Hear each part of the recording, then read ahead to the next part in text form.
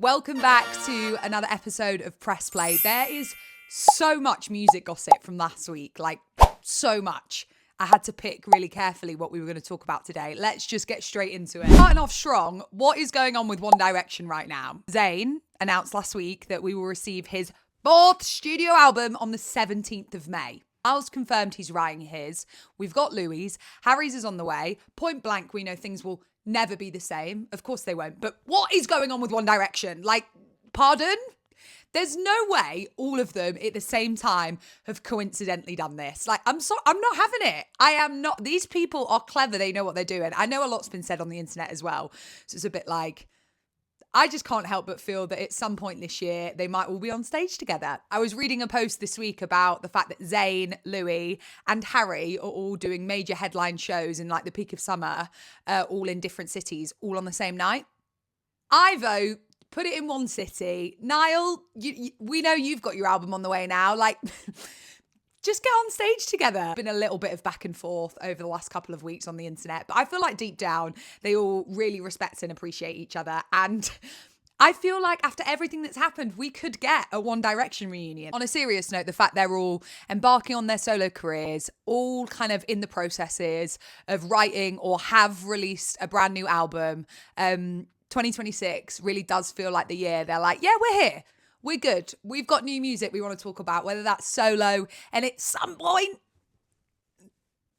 obviously asking for a friend and that, get on stage together. That would be lovely. In the meantime, I'm really happy they're doing their thing with their solo careers. What about you? Also, who are you like following the most? Whose solo career are you just like every single detail, every inch, every announcement? You know, Niall had that song with Miles Smith. That was released last week.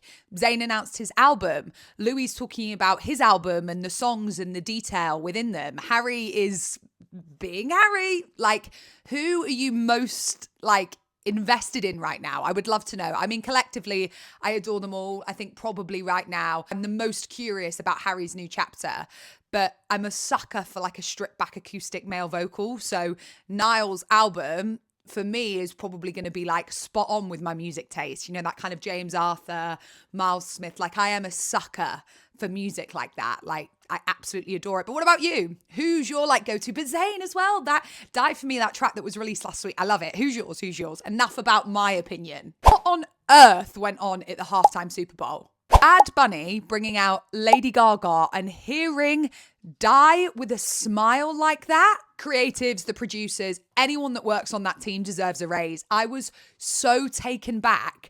Never, ever, ever did I think you could blend Die With A Smile with a beautiful genre of music that Bad Bunny creates. And his performance, like, I feel proud to have witnessed all of that, like the statement that it made. I don't know if you've seen it yet. I don't know if you're normally into the halftime Super Bowl, but I really highly recommend going and watching this year's. Like, it was a performance on every level. Also, Bad Bunny wins that kind of 10-year trend. I don't know if you saw the post. I'm completely fascinated with his career and the trajectory he's had in such a short space of time. He's been grafting forever. 10 years ago, he was working on his dreams, just like me and you, relatively normal human. Now he is stealing the Grammys and making huge statements at the halftime Super Bowl. I mean, I don't think anyone can compete with Bad Bunny right now. The dances, the outfits, the energy, the love on stage at the halftime Super Bowl this weekend was really, really, really powerful. And then cherry on top, as someone that loves music, I don't know about you, I was like, Die With A Smile? Like what?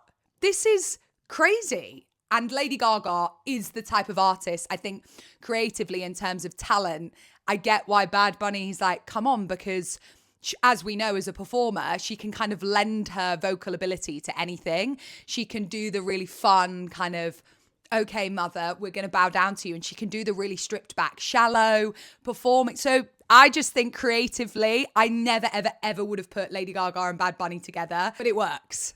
It works. And it was a real statement and not one that I saw coming. And I'm so here for it. What about you? I've actually not spoken about Taylor Swift in a hot minute, but she deserves her flowers because last week she finally dropped the Opalite music video. Now the most streamed music video in one day of all time. I mean, does she want to break any more records? I fully think, by the way, that was a Christmas music video that she decided not to release because everyone was like, it's coming, it's coming, it's coming. And she just thought, I'm just going to hold it back. And come Feb, I'm just drop. I mean, Lewis Capaldi features in it. I feel like Taylor low-key is British. Like, I don't know her personally. I don't know about you, but everything I see and read, like, she's actually jokes. I really don't want to send the internet into like chaos because it's giving energy of like, well, does Taylor know? Like, is she just lying in her bath right now, like minding her own business? And we're here like, is she going to announce the Life of a Showgirl tour? But there are things that I'm reading. I'm actually not going to go there because it's giving Taylor right now has given us so much recently. The likelihood is she is probably like chilling in her bath. But the Life of a Showgirl tour at some point is going to come out. Like, it's going to happen. And if it doesn't, then we had the most incredible tour. Frankly, as long as she's happy right now, I don't really mind. She's got a wedding to plan. Like, she must be in wedding planning. Yeah, she's probably not in the bath. She's probably wedding planning. We'll give her that. Okay, let's get into Pop Unpacked, our biggest story of last week. I am sorry. What is going on with Little Mix right now? Perry Edwards has moved the release of her brand new track on Friday to Monday so that it doesn't clash with Jessie Nelson's documentary release. Jessie came out last week to say they're all mums now, a lot of time's passed, and a Little Mix reunion could be on the cards.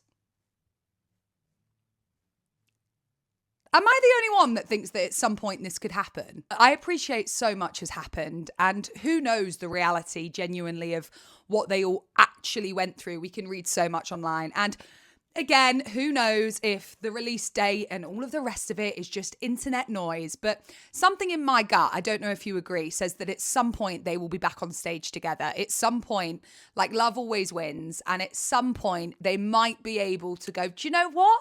Actually, it would be really nice to sing Shout Out to My Ex all together, us on stage. Don't even get me excited. Like, I'm already imagining it now. These wings were made to fly. I'm there. I don't know if you are.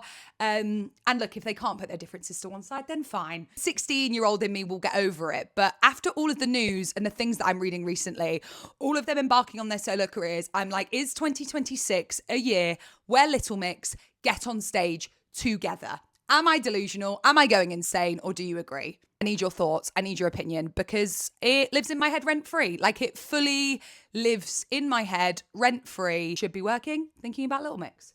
Doing the dishes, thinking about Little Mix. On a date with my boyfriend, thinking about Little Mix. I need your thoughts on this. And my favourite moment from last week in pop music, Ed Sheeran performing Teenage Dirtbag live on his Australian tour. Brilliant, brilliant, brilliant. I don't know about you, but I think that Ed Sheeran is the type of person that hasn't changed since he was busking on the scenes and is now quite literally taking over the world. I don't know if I'm biased. I love an acoustic male vocal. Like, I think what he does and the music that he creates is just like effortless and very beautiful and very easy to listen to no matter what mood you're in. To hear Teenage Dirtbag live with Wheatus, I feel like I need to get tickets to an Ed Sheeran concert. Anyways, we could chat for ages, but Press Play is here every single Tuesday. Like, subscribe, follow for more. Me and you just have like a really juicy catch up about all things pop music. But by the way, this works both ways. So feel free to comment below if you disagree, if you like what I'm saying, or if you feel like there's something that we have not spoken about that happened in music last week, then let me know and we'll talk about it next week.